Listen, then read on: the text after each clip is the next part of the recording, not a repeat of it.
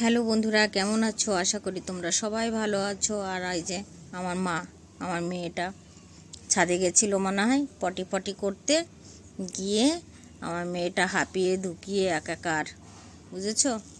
আর এই দেখো শোয়ার অবস্থা, দেখো কোথায় কি শুয়ে আছে। আর এখানে পাংখা একটু রাত্রিরে চলে, দিনে তো চলেই না। তো ঠান্ডা লেগে গেছে, এদের খুব ঠান্ডা লেগে গেছে, বুঝেছ? তার জন্য আবার আমাদের কম্বলটা ওদেরকে দিয়ে রেখেছি, যে ওদের যাতে কষ্ট না হয়, বুঝেছ? কেননা আমার থেকে বেশি ভালোবাসে ওর দাদু, হ্যাঁ না পাপা? পাপা ভালোবাসে না তোমার বাচ্চাকে, হ্যাঁ না আমার সোনা পাপা? তো বন্ধুরা, তোমাদেরকে আর কি বলবো, বলার কিছু নেই। কেননা ডবল টাইফয়েড হয়ে গেছে, ডবল টাইফয়েড হয়েছে। ওর জন্য এই যে মাথা ঘুরছে সবসময়। আর এই যে এই জলটা ছেলে গুলে দিয়েছে, এইটা বারবার খাচ্ছি, বুঝেছ? আর এই যে কিনু কিনে নিয়ে এসে দিয়েছে হাজব্যান্ড, একটা কেটে আমাকে দিয়ে গেছিলো, সেটা খেয়েছি। এই লাইটটা একটু জ্বালাই, ড্রয়িং রুমের লাইট ফাইট বন্ধ করে আমি বসে আছি, কেননা ভালো লাগছে না। আর এই জালি গেটটা খোলা, এটা বন্ধ করে দিই। তো এখন তোমার দাদা ভাই করেছে, ওই ছেলের ঘরটা বন্ধ করি। তোমার দাদা ভাই রুটি করেছে, করে আমাকে ওষুধ খাইয়ে রেখে গেছে, ঠিক আছে? আর রুটি বানানোও আছে, এই যে হটপট, এই দেখো এই রুটি। জানি না এখন অন্ত খাবে কি খাবে না, জানি না ছেলে খাবে কি খাবে না। তবে আমি চাল বের করে নিয়েছি, এই দেখো, কেননা আমার ভাতের নেশা উঠে গেছে। এই যে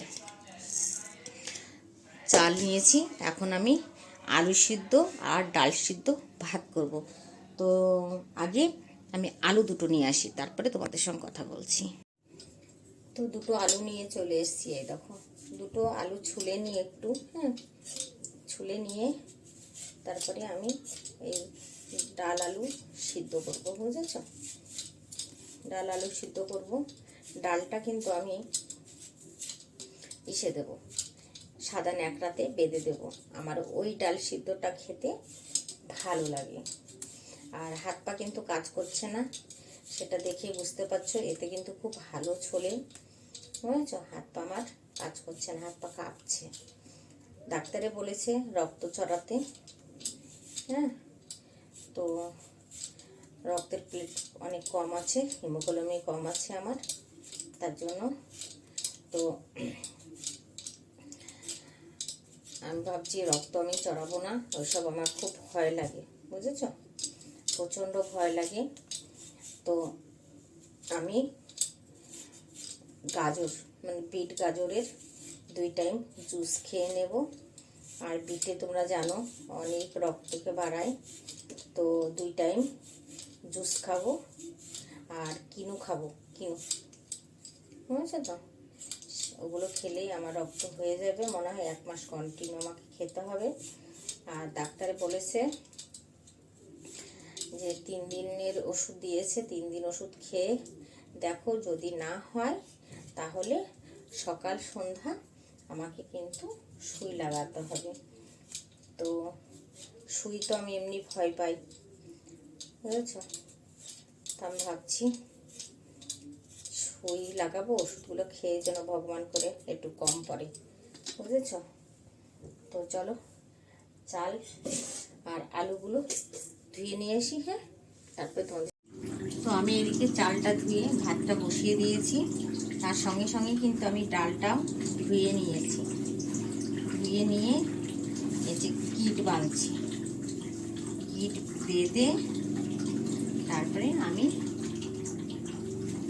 জল পড়ছে ভাতের মধ্যে ছেড়ে দেব, বুঝেছ?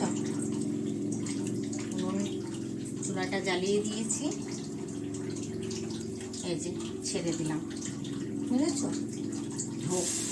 আর আজকে আমার কেনা ডাল কিন্তু শেষ। এই যে শ্বশুরবাড়ির ডাল এসেছিলো একটা ব্লগে, কিন্তু তোমাদেরকে দেখিয়েছি। রেখেছিলাম সেই ডালগুলো। এটা মসুরির ডাল আর এটা হলো মুগ ডাল, ভেজে তারপরে মানে চাকিতে পিষেছি, বুঝেছ? চাকিতে পিষেছি, খুব টেস্ট, খুব টেস্ট। তো এটা তো ঢালতে হবে, ঢালার ব্যবস্থাও করতে হবে। তো এই ডালগুলো আমি অন্য একটা ছোটো জায়গায় রাখবো, রেখে আমি ওই ডালগুলো ঢেলে রাখবো এটাতে, যাতে এটা বড় আছে ডিব্বাটা, বুঝেছ?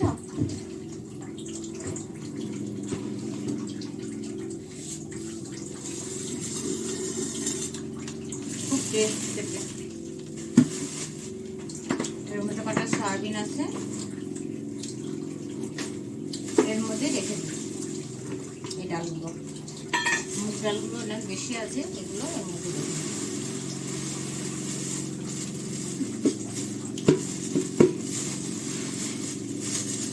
খুব সুন্দর লাগছে, মনে হচ্ছে আমাকে সবগুলো দিলে আমি সবগুলো খেয়ে নেবো, এরকম। খুব সুন্দর একটা খেতে, বাড়িতে ভাজা তো, কত বছর যে খাইনি, সেই ঠাকুমা জেঠিরা কবে করেছে যখন খেয়েছি। আর আমাদের বাড়িতে কলাই ডাল করতো, এখানে দেখছি এরা মুগের ডালটাকে ওইভাবে করে, বুঝেছ? কটা রেখে দিলাম খাওয়ার জন্য, খুব ভালো লাগছে আমার খেতে। এর মধ্যে মসুর ডালটা রেখে দেবো, রেখে তুলে রাখবো। মুগের ডালগুলো এতেই থাকবে,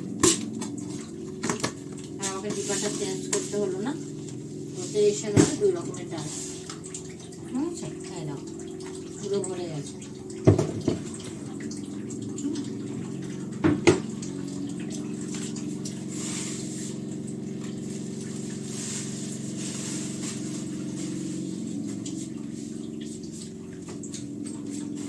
সয়াবিনগুলো এই বক্সের মধ্যে রেখে দিই।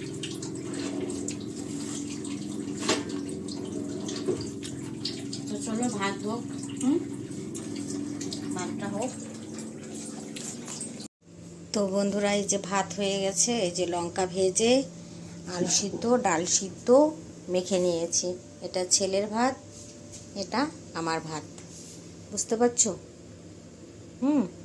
এই যে, তা খেয়ে দেখি গ্রামের ডাল স্বাদ কেমন, তাই না?